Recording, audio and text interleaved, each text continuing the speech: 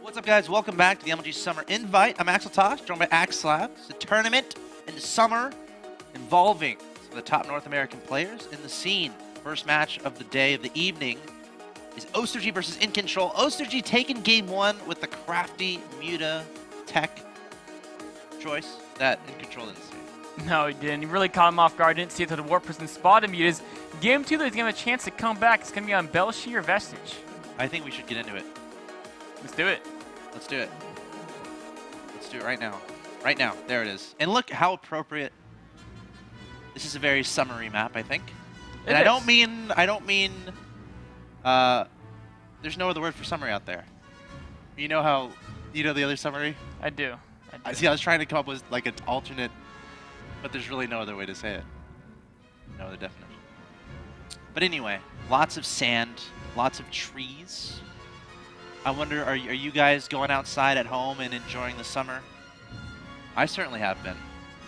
Actually, I haven't. I've been staying inside. You're playing StarCraft. I've been buying video games on the Steam Summer Sale. There you go. Does that count? That is one of the best ways to enjoy summer. I go outside in a video game. Like when I play on MLG or Vestige, I'm outside. My probes are. That's true. That's true. And it's all about, you know, living through the probes. You Yeah. gotta really empathize with them, you know? It really does make your experience much better. It does. And it actually helps you play better. Actually, maybe not. Because if you're like investing all of your heart into one probe, and you're kind of just focusing on that guy, the game might not play out how you intended to. Sure, that probe will live. Hell, he'll have a great time building buildings, but you might slip on your macro a bit. But this game, too, is Incontrol Ostojiy. Ostojiy, bottom right, your Red Zerg player. Canada. In school as well. He's one of those guys who's been around the scene for a fairly long time. Notably, like I think a lot of people know him for giving up his spot at the World Championships. And I talked to him actually, and he said that was one of the most difficult decisions he has ever had to make in his entire life. So it's interesting to think about that. But I remember Suppy actually took his spot, went on to get top 8. Yes. Craziness. It worked out for America. A year ago today. I don't know if that's true. That just sounds like a good phrase to say. I know it was around a year ago, though. Pretty much. Just trying to add some dramatization. All right, so we got an Overlord Scout in here from Ostojiy. Both players doing the same builds. No early gas from the Zerg, so he's not doing anything too tricky. Incontrol is going with that Slayer Forge expansion. Will Ostojiy take a third base again, and will Incontrol try to can rush it if he does? I don't think so. That's one of those things. Well, I say that, and this map is like really good for cannon rushing. You know what I'm talking about, Nick. I do. This little spot. I mean, but we shouldn't tell people, should we? I should, like, all Zerg players are like, don't show them. I mean, that's a can rush at a natural. Sure. Which, of course, as long as they're following the probe, it's harder to do. At the third base, there probably are some nice spots as well. Most maps have some good spots by the third base. And this probe could sneak down there potentially. So what do you make of the, well, what's your personal opinion on Forge Fast Expand versus Gateway Expand? As a Protoss player against a Zerg player. So like, I kind of feel that because you don't really need cannons to be safe anymore because of the Mothership Core, Gateway Expansion might be better. But I myself prefer Forge Expansion because it's just like what I've done forever. And you know, like I don't have time to put in enough games to really master the Gateway Expansion, Dude, right? Gateway Expand is so fun, man. It is fun. Because like Forge Fast Expand, it's like, all right, you're just making buildings. But I like SimCity. Well, actually, I like Sim StarCraft. So you're the kind of guy who likes, okay. I like Civilization. So you play like Civilization, yeah. I actually downloaded that today. You did? I did, on and you're Steam surprised sale? because it's one of those games where I'm like, Nick, I'm never playing that, I'm sorry. That is. But I actually downloaded it today. Well, you know, I have games like that too. Like, I never thought I'd play a mobile game, ever. Oh, yeah. And then I would play Infinite Crisis, and it's pretty addictive. Dude, it's fun. No, I don't know how much we should talk, because like people get jealous that they can't play, because I think it's like really exclusive closed beta or something like that.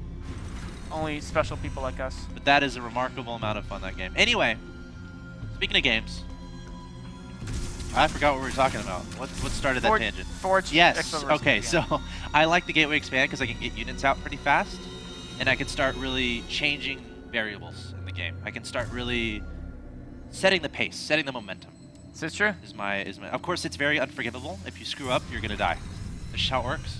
If you get a sentry out of your gateway, you forget your second sentry, you don't recall fast enough, you miscontrol your Mothership Core, you're one Zealot, you're going to die and you're going to lose the game. So, I don't know. To each his own. Stargate follow-up here. Indeed, this is a much more kind of standard type of play from Incontrol than what we saw last game. Last game was fun. He was a cannon rush into like the kind of delayed Warp Prism Morass. That's what it was. Into a late third as well. So with the Stargate play, now we'll see if he adds in more gateways. Some players like to add in additional gateways right after, but actually, he got some extra gases early on. By the way, guys, vote on Twitter. Who takes game 2? Tweet your answer with hashtag MLG, hashtag Incontrol, or hashtag Ostojiy. Have fun. I kind of want to open up my Twitter right now and make a vote. Who would you vote on? I think if okay, well, let me look at this game. Let me see what's happening. I'm gonna vote on Incontrol because I don't think the Stargate has been scouted. Am I wrong? Okay, the Stargate hasn't been scouted, and that's my basis for voting on Incontrol. I think he's gonna get damage done with these Phoenixes, and then he's gonna get a lead, take a third, and do some Colossus stuff. Not a bad bet. That's my theory. He's adding a lot of extra gateways to do Colossus stuff. This looks like Zealot stuff. Don't just vote Incontrol because I said it, guys. This is interesting. So he added a lot of gateways. Unless you give me credit. Sorry, go ahead. Then a late Robo. Intellectual property is what I'm worried about. Anyway, go ahead. Sorry. He does still have these. You still have the pylon on the left side? No, that got taken out. So he's putting a lot on 2 bases here. Yeah, but it's not even like a lot of people do these like Immortal or Mortal Colossus timings after air. But his Robo is late, right? He went straight to a ton of gateways. So he's doing like some mass gateway attack and then a Robo, which is pretty interesting. Okay. It's not a build I've actually seen very often. Did he stop probes? Okay, 47 probes. He's still making them, and he has a little escort mission for this probe to make a third. He's going to take a third. I think, is he trying to play mind games with Ostojiy? No, I mean, the faster Robo is going to observer out and be prepared for the Colossus switch. Be prepared for the Hydras, right? And then get the Colossi out? But normally you get the Robo right after Stargate. Why do you delay it to get all the gateways? I mean, he doesn't need the units to take the third. Hold on. Can you repeat that question, please? I was trying to figure out why did he delay the Robo to get all the gateways? Because he's not pressuring. He hasn't even really. He's barely used the gateways, right? He's only warped in a few units. Maybe to be safe against something scary, so you have the ability to warp in a lot of units. Ostojiy says, I saw him playing defensive and investing a lot into Phoenix. This suggests passive play, and I counter it by teching up hard and taking a 4th base on the map. A Phoenix opening usually indicates a Colossus follow-up, since units have good synergy together. Huh. Thanks, Ostojiy. So that's why he's going straight to Hive, like he said. He says, you know what? If he's spending gas on the Phoenixes and the Colossi, he's not going to have Templars very fast. So the quick Viper tech is going to be really good. I like that. Smart. So what Incontrol has to do against that, I guess, is he just has to stay on top of his 3rd base, make sure that gets up as fast as possible, get the 5th and 6th gas up immediately. Because if he wants to be to deal with the late game Zerg, and he needs all these tools. Yeah. You know, he's already has air, he's getting the Colossus, but he's going to need Templar tech also, then he needs to get that 3rd base. Yeah, getting the 3rd up is going to be remarkably important. I'm like minorly surprised that Ostojiy isn't being a little bit more active. Wait, does he not have any links on the field, I guess? Not really. He's, okay, so he's as he said, just perfectly passive. Not even worried about denying the 3rd base. Just getting a 4th. And there's no reason to. I mean, if it's that late of a 3rd... Yeah, that's a good point. The burn is not on the Zerg to deny the 3rd unless they're doing some mass roach play. But if they're teching up, the burn is on the Protoss to make something happen. If Incontrol can't make anything happen, it's going to be very difficult to stop, to max out Zerg push with Vipers that, can hit as early as like 13 minutes. 3 Vipers on the way, Ostojiy. Chilling on his side of the map, and Incontrol going into the Colossi production. Phoenix is roaming around the map as well. Incontrol's game plan is probably going to be let's push on 2 bases. Now, once he identifies these Vipers, I feel like High Templar are going to be a little bit necessary. What do you think about that, Nick? I mean, they are, for sure. The only other way, if you have enough Blink Stalkers... Oh, Phoenixes! I was going to say, maybe the Phoenixes can pick off the Vipers. I want to poll the audience and ask what kind of moment was that. But I don't think we're going to do it because it's too easy.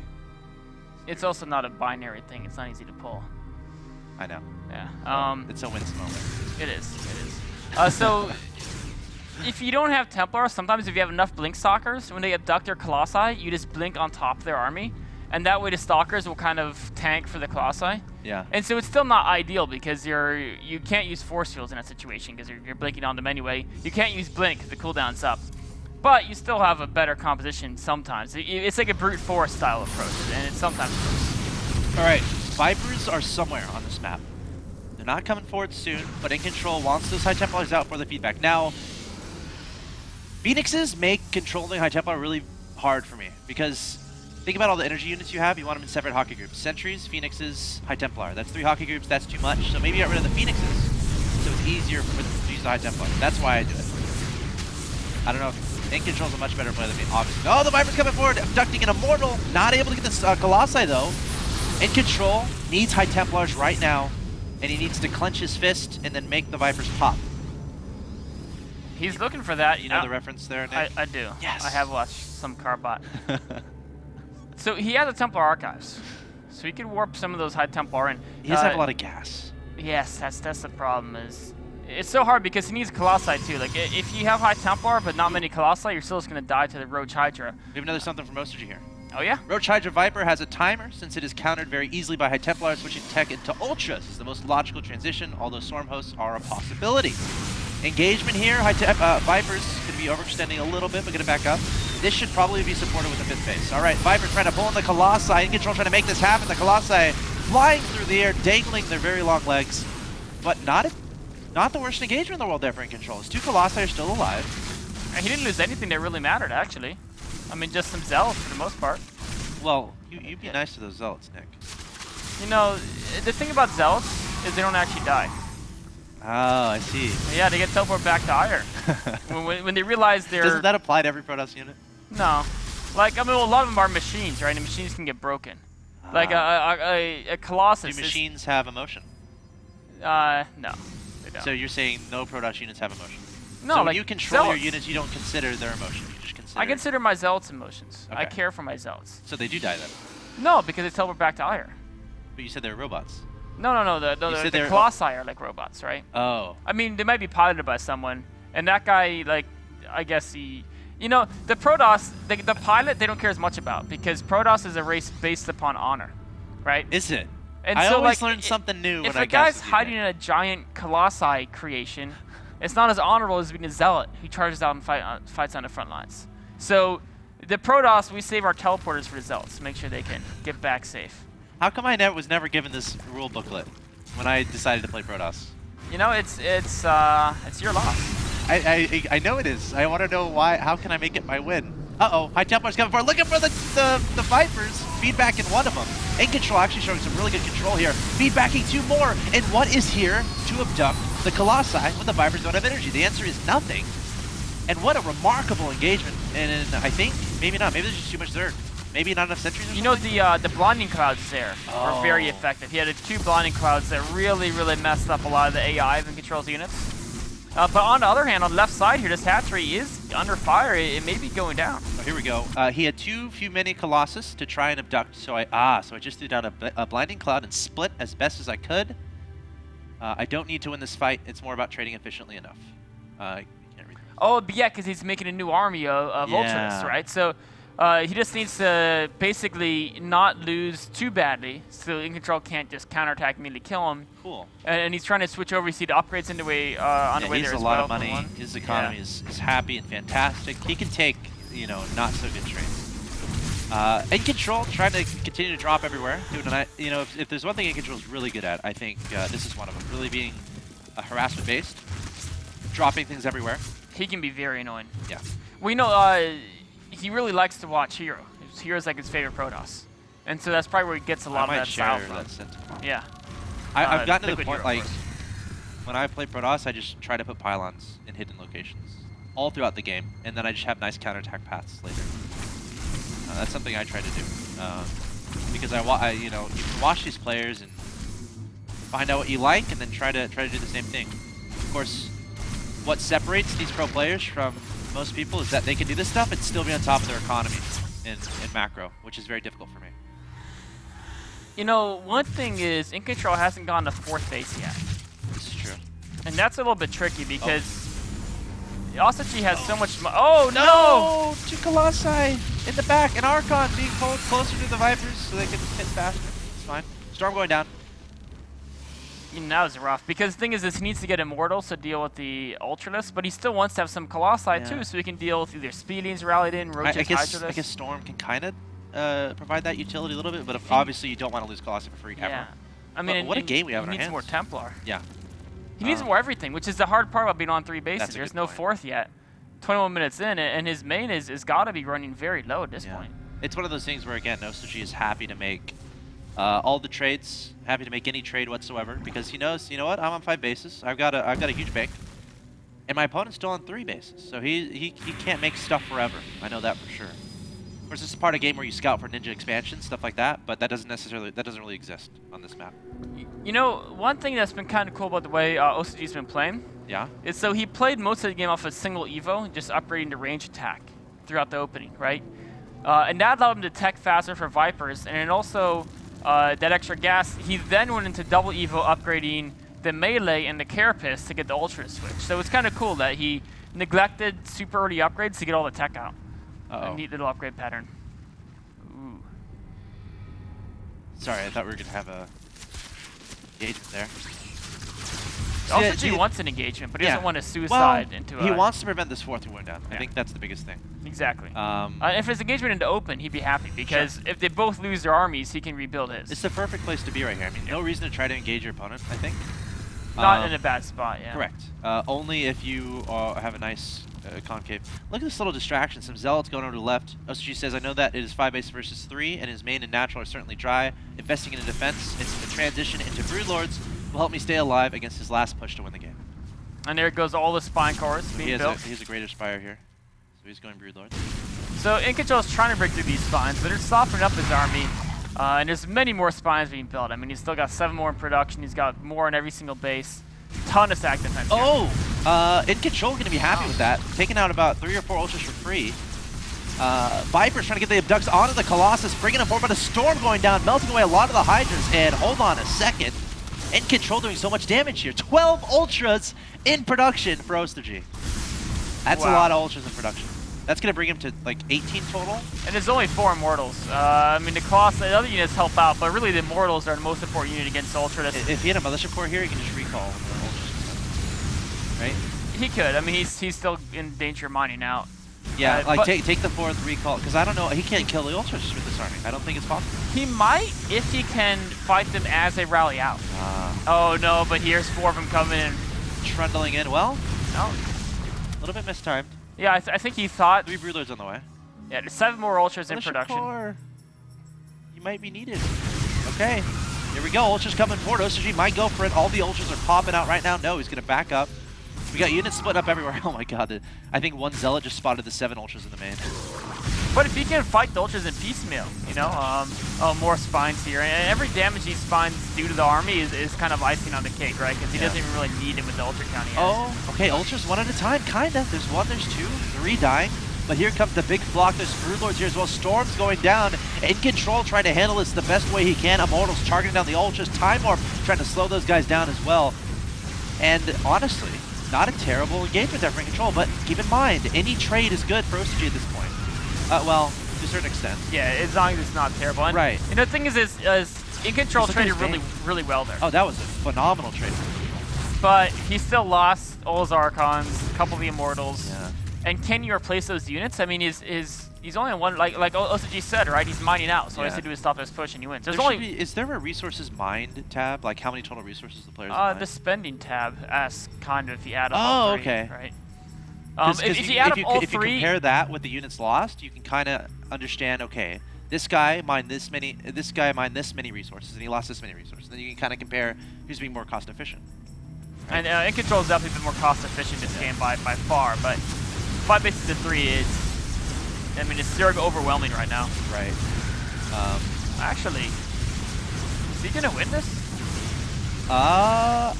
Really good micro. Wow, yeah. Those Stalkers did better than I thought they would. Well, I guess the top right is resources mined. I'm thinking too much today. Yeah, so Incontrol still staying around. Creep is blocking any additional expansions though. But as long as you get like a core army up and just keep it alive, it's doable to beat Ostojiy. So if we take tabs at things. He needs that 4th base. I mean, he's long distance mining right now, I think, at the top right, which is never. Okay, how about this? What if he denies a 6th and just keeps being really cost efficient? Is that even possible? He'd still lose. Okay. Just really? because. I mean, even if he denies a 6, he's not being cost efficient enough. Right. Barring Ostojiy just like not A-moving and just moving, right? Or I mean, Incontrol is literally he's literally about to stop mining, so he can't replace units. Yeah. He's not even maxed. All right. Oh no, the last stand. Yeah, this is not a good position either. Gonna try to blink the stock behind the mineral lines. Immortals trying to be heroes. They're gonna get taken out though. Well fought, but I think this might be too much. 2 Colossi coming from the right. You're like, should we help our buddies? GG. Wow. Well fought there from Incontrol. It was one of those things where I'm like, wow, he might be really dead right now. Like, Ostojiy was getting every Zerg unit out. Just, you know, how many bases? 5? Yes. And then Incontrol was just like, all right, I'm going to march across the field, have amazing micro, take out your natural expansion, and then make you scared, make you sweat a little bit. But, well played there from Ostojiy overall. I mean, he just never could get a 4th base. He was trying to zone up in the end, but there was like creep on every 4th base he wanted to take. You know, to add insult, there's burrowed Zergling there too. It's one of those things where like the Overlord's dropping creep, there's a burrowed Zergling. I don't know what else can prevent an expansion. Yeah. There's probably other stuff. I'd have to think about it. Units, I mean. Yeah, units. There's something creative. Other creative way to do it? Yeah, I'm going to think about it tonight, and I'll get back to you, Nick. Because that's going to conclude our first match of the evening. Ostojiy taking out Incontrol. He's going to be advancing on to the next round of the bracket. The round of 8 will be next weekend. Yes. So today and tomorrow is all round of 16. But Ostojiy, a nice 2-0 there. I'm sure he's happy about that. I'm sure he is. And it's something that I think he's been looking for. You know, people are looking at him to say, okay, he hasn't been in tournaments for a while. Right. Is he still as good as he used to be? And so far, he looks very convincing. We'll have to see how far he can go. Suppy QXC, though, that's actually today. I think that's our last match. Actually, if we could take a look at today's match card. Next up is going to be Sasquatch versus State. I think we have an interview, though, right before that. Okay, we will. We will have an interview, I think, with Incontrol. Then we're going to have Xenocide or Hello Kitty. And then we're going to have Suppy versus QXC. So, guys, maybe stretch a little bit. Unbutton your shirt. Get relaxed because it's the summer. And enjoy this interview with Incontrol. Just a general interview. Not about anything specific. But we're going to have that interview. And then we're going to be into the next match of the MLG Summer Invite. Stay tuned.